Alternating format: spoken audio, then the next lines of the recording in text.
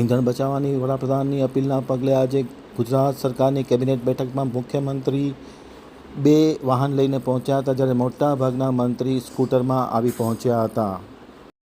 હવે જોઈએ ગાંધીનગર આમતક ન્યૂઝ બ્યુરોમાંથી જે.કે. પટેલનો એક વિસ્તૃત અહેવાલ. ગુજરાત સરકારની કેબિનેટ બેઠક પહેલાં મોટાભાગના મંત્રીઓ કારપૂલ અને ઈવીમાં જોવા મળ્યા હતા. બધા મંત્રીઓ માટે પાયલોટ કાર હટાવી લેવામાં આવી છે. ગુજરાતના મુખ્યમંત્રી ભૂપેન્દ્ર પટેલ પોતાના સત્તાવાર કાફલામાં માત્ર બે વાહન સાથે આજે કેબિનેટની બેઠકમાં પહોંચ્યા હતા. પર્યાવરણ રાજ્યમંત્રી પ્રવીણ માળી તેમના ઈવી ટુ વ્હીલર પર પહોંચ્યા હતા. તેમણે કહ્યું હતું કે પ્રધાનમંત્રીના અપીલના પગલે આ નિર્ણયો કર્યા છે.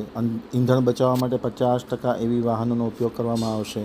સરકારે આજે મંત્રીઓ માટે ઈવી વાહનના ઉપયોગ અંગે પણ ચર્ચા કરશે. નાયબ મુખ્યમંત્રી હર્ષ સંઘવી પણ અન્ય મંત્રીઓની સાથે કાર પુલિંગમાં પહોંચ્યા હતા. તેમણે કહ્યું હતું કે સરકારે ઈંધણ બચાવવા માટે જે સૂચનો જારી કર્યા છે તેની ભાગરૂપે આ કામગીરી કરવામાં આવી છે. આજે આ અંગે વૈશ્વિક ચર્ચા પણ થશે અને પ્રધાનમંત્રીની અપીલના જવાબમાં જાહેર પરિવહનનો ઉપયોગ ચાલુ રાખવા બદલ સામાન્ય લોકોનો આભાર માન્યો હતો.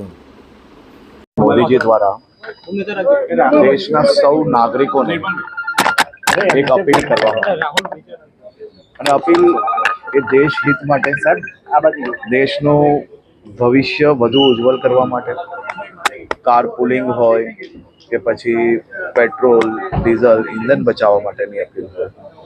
આ અપીલને અમે સૌ લોકો આવકારીએ છીએ. જ્યારે દેશના સામાન્ય નાગરિકો આ અભિયાનમાં જોડાઈ ચૂક્યા ત્યારે અમારી બી સૌની એક ખૂબ મહત્વની ફરજ છે.